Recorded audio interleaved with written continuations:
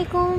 সবাই কেমন আছেন? আশা করি সবাই অনেক ভালো আছেন। আজকে আপনাদের মাঝে নিয়ে এসেছি সুন্দর একটি ইসলামিক গল্প, স্ত্রীর পড়াশোনার অধিকার। এক গ্রামে রহিম নামের এক যুবক তার স্ত্রীকে বিয়ে করে ঘরে নিয়ে এলো।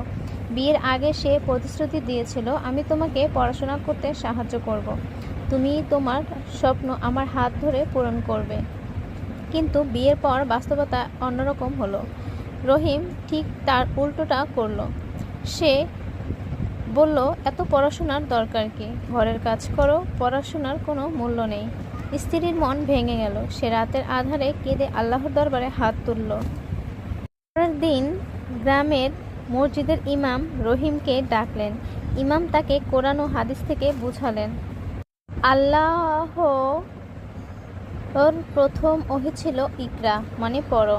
ইসলাম শিক্ষা অর্জনকে নারী পুরুষ উভয়ের জন্য ফরজ করেছে। রাসূলুল্লাহ সাল্লাল্লাহু আলাইহি ওয়াসাল্লাম বলেছেন, প্রত্যেক মুসলিম পুরুষ ও নারীর জন্য জ্ঞান অর্জন করা ফরজ।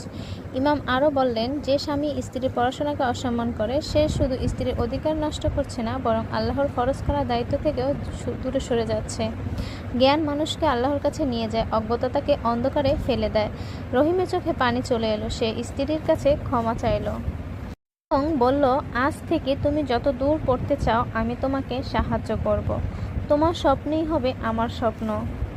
স্ত্রী হাসলো আর তাদের সংসার ভরে উঠল শান্তি, ভালোবাসা আর আল্লাহর বরকতে। তো আমরা কি শিক্ষা পাই? শিক্ষাটা হচ্ছে, স্ত্রীর পড়াশোনাকে অসম্মান করা ইসলাম সমর্থন করে না, বরং ইসলাম নারীকে জ্ঞান অর্জনের পূর্ণ অধিকার দিয়েছে। যে স্বামী স্ত্রীর শিক্ষা রুখে দেয় সে বড় অন্যায় করে। তো আজকে এই পর্যন্ত শেষ। সবাই আমার জন্য দোয়া করবেন।